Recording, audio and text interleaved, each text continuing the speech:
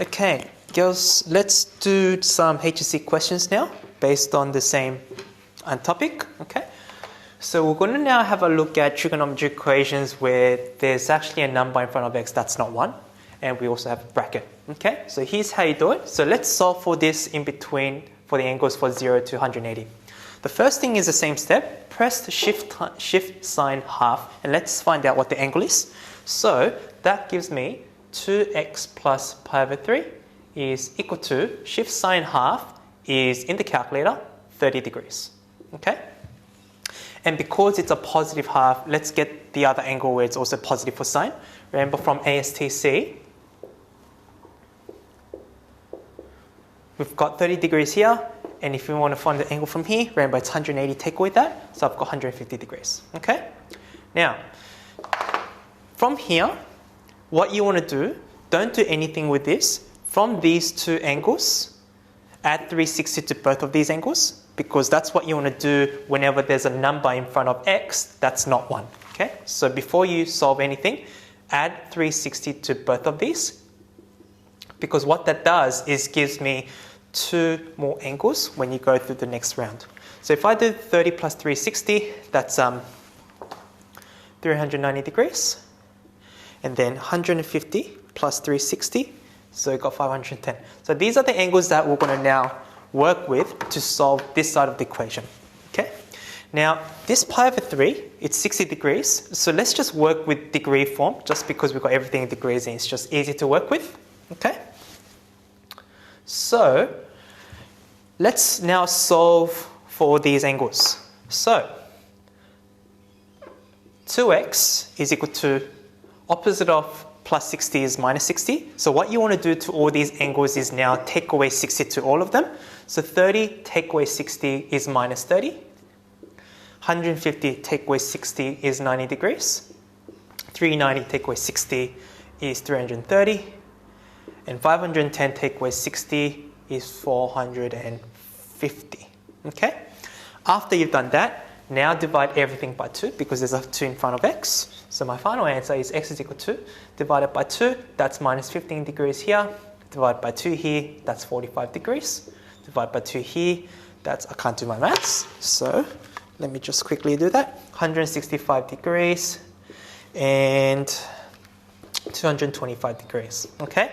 Now, these are your answers that now you need to look at and see which of these belong within this range. So let's take off all the angles that are out of 0 to 180. So obviously minus 15 doesn't belong between 0 to 180. 45 is good, 165 is good, 225 is outside of 180. So these are your 2 final answers, which you now need to write in radian form. So that's pi over 4. 165 degrees in radian form is 11 pi over 12. Okay, so this is how you get the answers when you have a number in front of x. Okay, let's do the same thing for this question. Even if you have a fraction attached to the x, as long as if it's just x by itself, do what we did in the last video, just solve it normally. But if you have anything attached to the x, it could be a fraction or a number in front, you always got to apply these steps. Okay? So let's do the same thing. Let's press shift sign just a half to find out what angle we want to work with. So we have x over 2 is equal to 30 degrees, which is what we're going to work with. Let's find out all the angles where it's negative for sine. So from ASTC, it's negative in this quadrant, and if I want to find the angle in this quadrant, that will be 180 plus 30, so I've got 210, and the last one will be 360 take away 30, which is 330, okay? So once I got these 2 angles, add 360 to both of them. Okay, and let's find out what the 2 extra angles are. So if I do 210 plus 360, I get 570, and 330 plus 360, I've got 690 degrees. Okay, Once you've done that, now let's solve for x. So because this is x over 2, opposite of divide by 2 is times by 2. So my final answer, or not my final yet, times 2 to all of these angles. Okay, so 210 times 2 is 420 degrees. 330 times 2 is 660 degrees. 570 times 2, 1140. And 690 times 2, we've got 1380 degrees. Okay, once you've got these answers, now let's have a look at the condition. They want you to find all the angles between 360 to 4 pi, that's 4 times 180, 720 degrees. So let's get rid of all the angles that's not within those two values. So 420 is good, 660 is good, these two are bigger than 720, so these two are your answers which you now need to write in radian form. So that's how you do this problem, okay? So 420 divided by 180, that's 7 pi over 3, and 660 over 180, that's 11 pi over 3. Okay, so that's how you get your answers for this. Let me just quickly check the answers. Now let's have a look at a question where you got to find out the negative angles as well, and it's exactly what we've done before, okay? So what we need to do in this question is not only add 360 twice, but we also got to take away 360 twice to the other angles, okay? So that's the only extra step you got to do here, and I'll quickly show you here. Let's press shift cos half. Let's see what the angle we get that we're going to be working with. So if I press shift cos half, I get 60 degrees, okay? And cos is also positive in the fourth quadrant, and that would be 360 take away 60. So we're working with these guys. Now, let's find out the negative angles first. Let's take away 360 to both of these angles. Okay. So we get 60 take away 360 is minus 300. Okay. That would be minus 60 degrees. And then we've got 60 degrees, 300 degrees, and then now we also want to add 360 to both of them, okay? So if I add 360 to 60, I get 720 degrees. 300 plus 360, that's 660 degrees, okay? So right now, all these angles are equal to 3x over 2, okay? Now let me just check to see. Now what I want to do is multiply by 2 because I want to get rid of this over 2. So now I get 3x is equal to, multiply by 2 to all of these angles, I get minus 600 for the first one, times by 2, I get minus 120, 120, 600. After you've done that, now let's get rid of the 3 by dividing by 3 to all of these angles. So, x is equal to, if I now divide all of these by 3, minus 600 divided by 3 is minus 200 degrees. Okay, so we've got these angles. Now let's finally look at the condition. They want all the angles between minus 90 and 90. So that means it's just going to be this, this. That's it. Everything else we get rid of because those are the only angles that fit in between minus 90 and 90. So my final answer in radian form is minus 2 pi over 9 and 2 pi over 9, or you could write your final answer as plus or minus 2 pi over 9. Okay? So after all that work, we get two final answers. Do the same thing here where we've got a bit more functions involved. So in order to do this problem, we want to get rid of those things that I just circled first. So divide by 2 to the other side. So that gives me sine squared x over 3 is equal to half. Is my mic still going? Good? Yep, good. Now if I want to get rid of the squared, that gives me sine x over 3 is equal to square root of that is plus or minus 1 over root 2.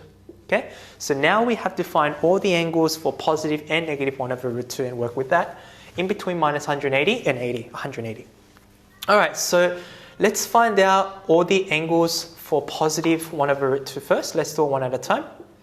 So if I press shift sign positive 1 over root 2, 45 degrees. So I'm going to do that in, actually I'll do it in blue. 45 degrees, and sine is also positive in the second quadrant. So to find the angle in the second quadrant, do 180 take away 45, I get 135 degrees, okay? Now remember from here, what do we have to do? Because we have a fraction attached with the x, we have to get the next two rounds as well as the 2 rounds previously because of the negative angle. So I'm going to get the next 2 rounds first. Okay, plus 360 to both of them. I get 45 plus 360. I get 405 and 135 plus 360, 495. But now if I take away 360 to these, I get 45 take away 360 is minus 315.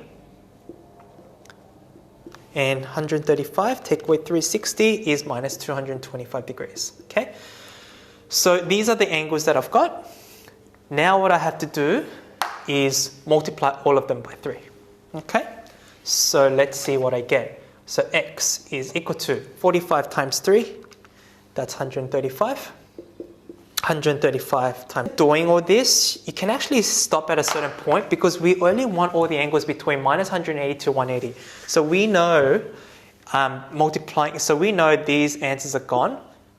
Okay, so when you're doing this working out, like you can get a sense of which numbers that you can just multiply by 3 and which ones not to, which is obviously just that one because we know all of these big angles are going to come out a lot bigger than 180. Okay, so keep that in mind. I just did all of them just as a demonstration. So now we're not done yet. This is just for positive 1 over 2. Now we've got to consider the angles for minus 1 over 2. So using 45 degrees, let's look at all the angles where sine is negative. So sine is negative for the third and the fourth quadrant. For the third quadrant, to find the angle, I'll do 180 plus 45. So these are the angles that I want to work with, 225 degrees. And the fourth quadrant, that's 360 take away 45. So these are my 2 negative angles for sine. Okay, now let's do our usual. Now, you know how I told you I have to add 360 to both of these? Well, I'm not going to do that because I know if I do that, I'm going to get a way bigger number that's going to be out of 180. So I don't have to worry about those next 2 rounds. But I do have to worry about the negative angles. Okay, so let's take away 360. So I get minus 135 from this. Okay, and minus 45 degrees. Okay, after you've done that, remember, now I've got to multiply all of these angles by 3 because it's over 3. Okay, so now just keep in mind, I know if I multiply this angle, and this angle by 3, it's going to be way above in between these values. So I don't have to worry about this. But if I multiply this angle by 3, that's minus 135 degrees. Okay? So basically your answer is just this and this. So your final answers are x is equal to basically plus or minus 135 degrees, which is in radian form 3 pi over 4. Okay? So that's basically what you got to do when you solve these angles. Is my camera recording well? All right. Now this is one last question that I want to go through. I think it's a bit tricky and confusing, so I thought I might touch up on it. It says find the domain of this. Okay, and this is the note that I want to show you girls. If they want you to find the domain of a reciprocal function such as sec x, which is 1 over cos, the only thing that you got to focus on is the asymptote value of whatever they give you. Okay, so to start off with, to know the asymptote value of that, you want to start drawing this. In order to draw this, sec is 1 over cos. Let's draw cos graph. Okay, let's draw cos x, and then from cos x, what I'm going to do is I'm going to draw sec x graph, and then from here, I'm going to draw sec x plus pi over 4. Okay, that's all I need to draw. I don't have to be concerned about 1 minus because I'll explain soon when I graph it out first. Now, let me show you. Now you've got 90 degrees, okay? This is my cos graph. And to draw the sec graph, remember all the x-intercepts of the graph become asymptotes, okay? These are the values that you definitely want to know. And to draw sec graph, remember you just draw the reciprocal curve opposite to the current one. Now from here, what I've done in blue is my sec graph. Now if it says sec x plus pi over 4, here x is equal to negative pi over 4 because opposite of pi over 4 is negative. So all that means is you're moving the x-intercepts or the asymptotes by pi over 4 units to the left. So pi over 2 take away pi over 4.